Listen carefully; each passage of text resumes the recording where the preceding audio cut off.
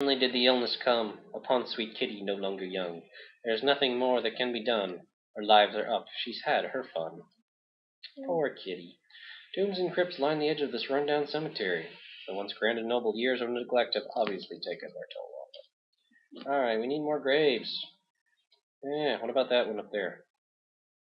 Go, Green Graham, go! Samuel Ubelieve, 1255 to 1300.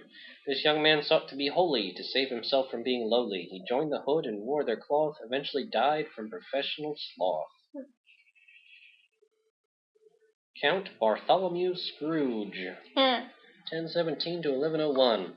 To warnings he would pay no mind of his ailing health. His relatives, they'd bide their time. After all, he had great wealth. Ha ha ha.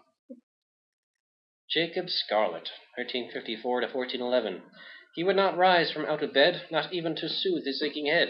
Should have heeded what the doctor said. It's too late now, for he is dead. Count Christopher Evere, 1175 to 1200. The young Evere, his time so near, said he, "My dear, lend me your ear. Please do not fear, my life ends here." It does. Alfred Chamberlain, 1810 to 1810. He's not seen his first sunrise, felt not the warmth of dawn. All who saw him wept and cried, to this world he comes stillborn. That was just sad. Yeah. Boris and Olga. There was an old couple named Olga and Stovich, who in truth made quite a nice pair. They lived with each other for many long years, till they wound up in each other's hair. Aha, reference to Quest for Glory 4. Remember Boris and Olga Stovich? Yes. Okay. Princess Leia, 56 to 83. During labor, she used too much force. Alright, well, it looks like the proper grave is this one up here. Count Christopher Evere died 1200. Well, let's go digging a grave, huh? Yay, digging up dead people.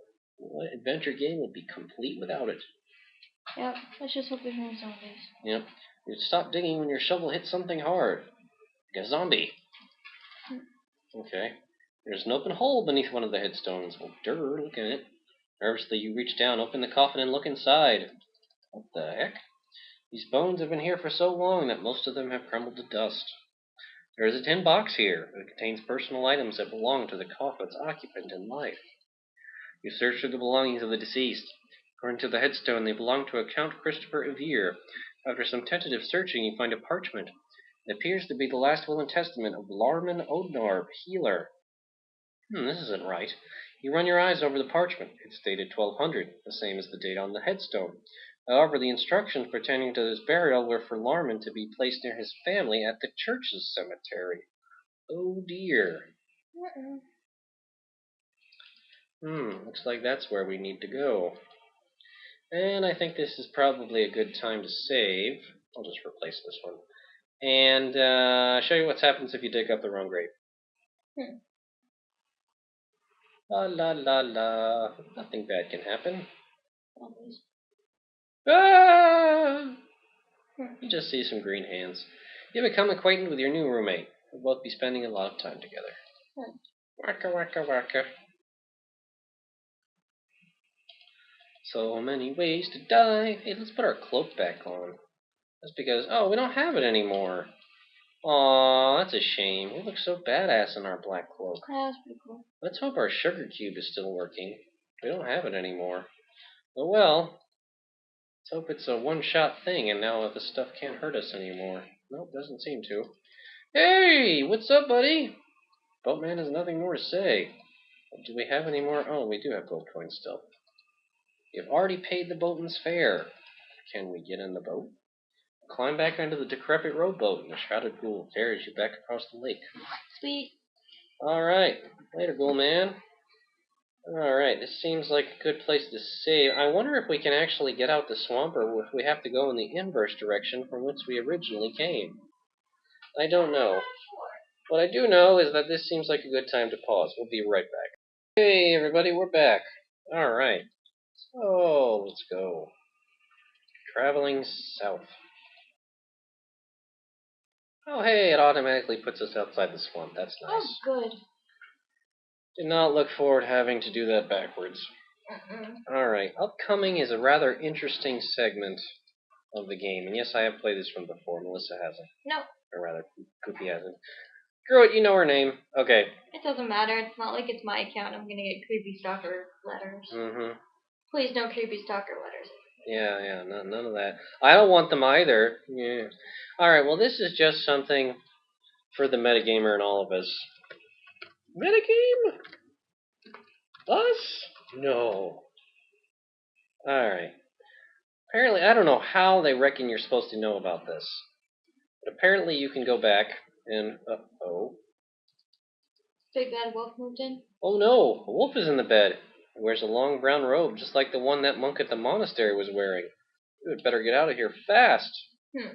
Ah! Yeah, how on earth would you know? I had no idea that was there. Wow, that's new.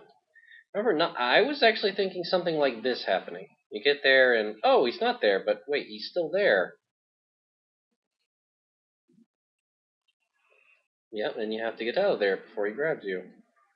That is strange. Ah, that is not how I remember it. What did you think happened? Well, I remember when I played this game, you would come here and there was no one there. I wonder if he's there. Maybe if we leave the screen and then come back, whether he'll be gone. I don't know. Let's check the mailbox. The mailbox is empty. Alright, let's try it again. Third time's a charm. Hey, he's gone. Okay. Covered by a decorated quilt. All their bed is fit for a child. Well, let's look around. Well, what about this? Chest of drawers sits by the bed. You have no reason to look through those old drawers. That is much too small for you. Besides, you're not tired yet. Feels as if you could curl up on a mat like a cat and remind yourself that you have an important task ahead of you. Painting is hanging perfectly straight. You have no reason to move it. Search the fireplace. Search the pillow. The arrangement of the room's simple furniture must not be appreciated. The table looks like an expensive piece of decor.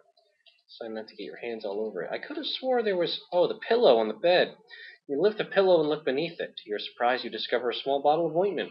The label on the side reads Wolfbane. Being very careful not to smash it, you take the ointment and put it in your pocket. See, now it makes sense that a wolf would be there. Yeah, but how was the wolf sleeping on the bed in the first place if there was Wolfbane there? I guess because it was corked up. And that's my point, is that it didn't make sense until you got the wolf. Alright. Yeah, I have no real reason why anyone would know about this. The game doesn't hint at it at all. The delicate bottle has a label. It reads Wolfbane. I kind of did, in that he said that he did everything possible to protect his wife. Yeah, but that's a very vague hint. Well, yeah, my point is that you wouldn't get to that like, oh, he must have put Wolfbane under the pillow then. No, but you would think that maybe he put some kind of protections, amulets, whatever, around the house. Yeah, I guess.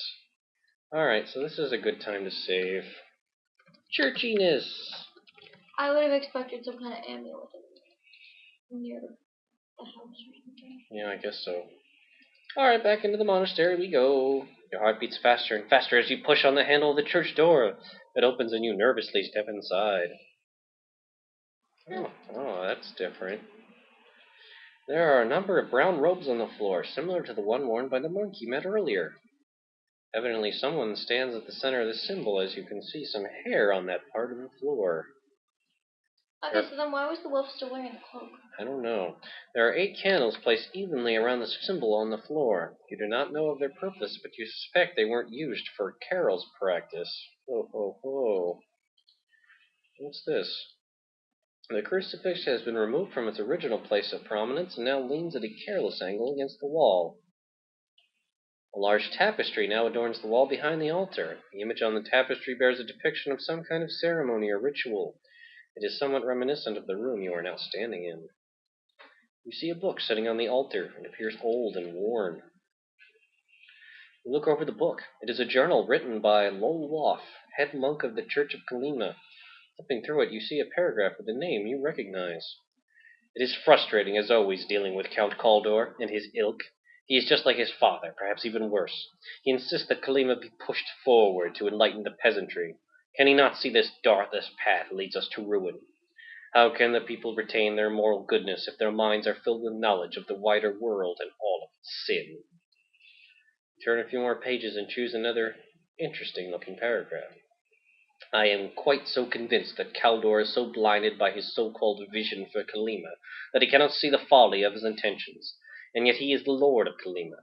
To publicly refute him would create confusion and anger in the people.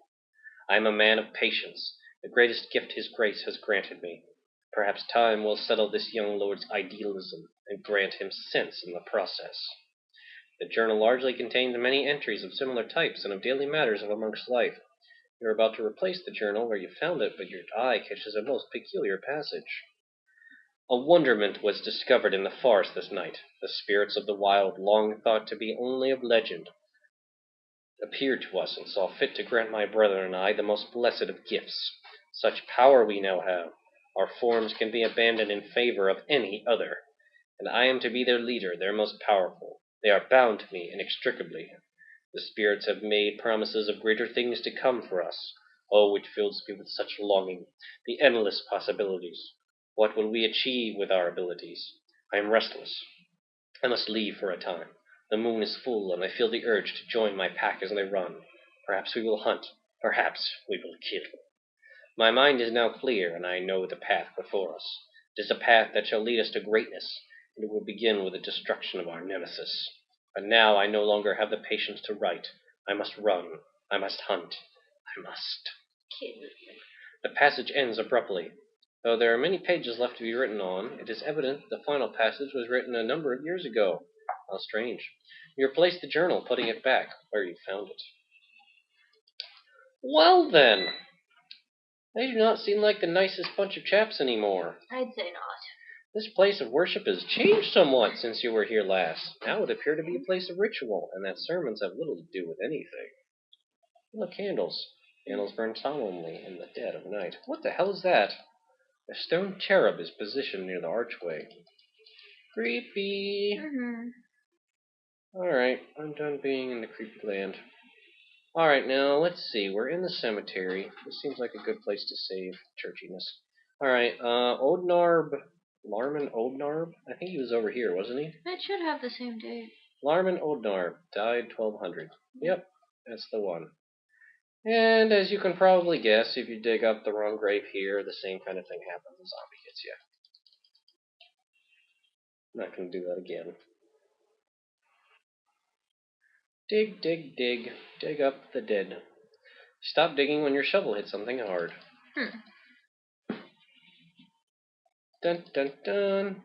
These bones have been here for so long that most of them have crumbled to dust. With bated breath, you open the box. There it is, the tiara! Yoink! As you retrieve the tiara from its final resting place, you let out a loud, relieved sigh. You feel as if the coming sunrise will be the most glorious sight you will ever behold, considering how close you were to never seeing another again. Now don't delay. You still have to get back to the castle. Ooh. That's not a happy sound. You freeze as the wolf's howl sends shivers down your spine. You forced yourself to turn and face. Nothing. Your anxiety must be causing you to hear things. Well, let's take a look at this tiara. This tiara is stunning. It is encrusted with diamonds from the back to the front, progressively getting larger. The center stone in the front is a dazzling sapphire. Ooh, shiny things. Alright.